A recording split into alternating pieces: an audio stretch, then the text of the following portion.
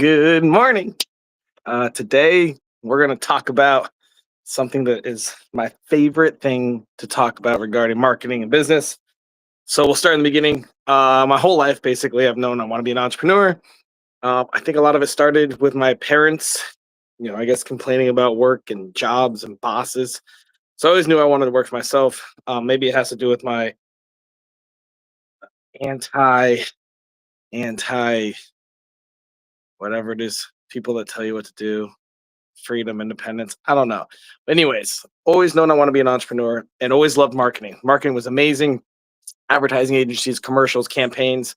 My dream for a while was to own an ad agency, um, which now I just create my own commercials for my businesses and brands, which is really fun too.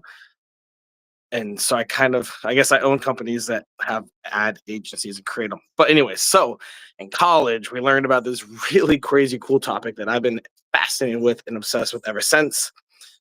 So in anthropology, yeah, that's correct. So people, let's just say this is where the easiest way to explain it. By the way, it's called ethnography. Easiest way to explain it is like the Aborigine people, right? To really learn and study what they do. I mean, you could put cameras there, you could ask them, but ethnography is really like being part of the experience and seeing how they live and do things. Um, and like all the little nuances you may never catch on written word or just interviewing people. So with marketing, the first place I learned about ethnography was from Dove soap. So so I was in college like 15 years ago. So I have no idea when this study took place, probably 20, 25 years ago. So Dove was like, hey, why do people love our soap? Okay, they had surveys, they asked people, focus groups, all this kind of stuff. But they got to the point where they were like, we want to actually see what the consumer experience is like. So they hired a bunch of people to take showers. And I don't know the backgrounds about it. Maybe, maybe they, who knows? Maybe they took showers in their swimsuits, but they wanted to see when someone takes their Dove soap and puts it on, what their facial expression is, what they say, what they think they feel. And so obviously it's weird to be videoed while you're taking a shower and try to be natural. So Dove had to come up with other ways to do that.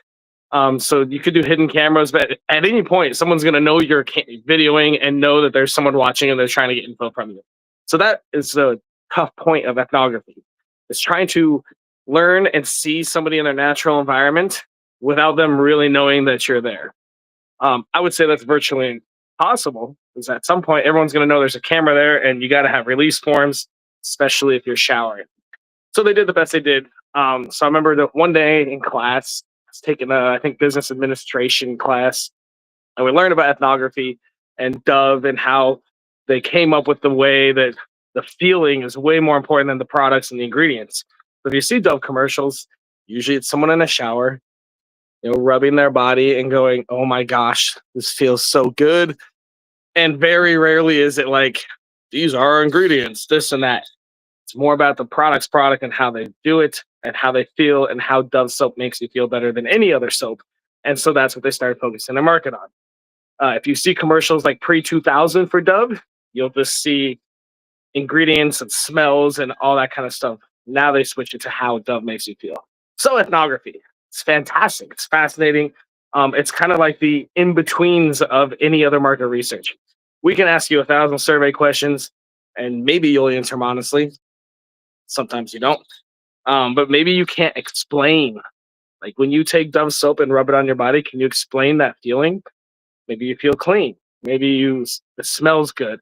And those are all great data to have in market research. But it really all comes down to the little smile you give or the way your eyes open a little more. And you may not notice that kind of stuff, but if you have ethnographers that are pointing cameras at you, they can catch that and they can try to translate that into their commercials. So if you're interested in marketing and a niche thing, even more of the marketing industry, ethnography is a massive study. And it's huge nowadays. And nowadays, I mean, it's almost everywhere. If you look at any big brand, they don't really promote a lot on the what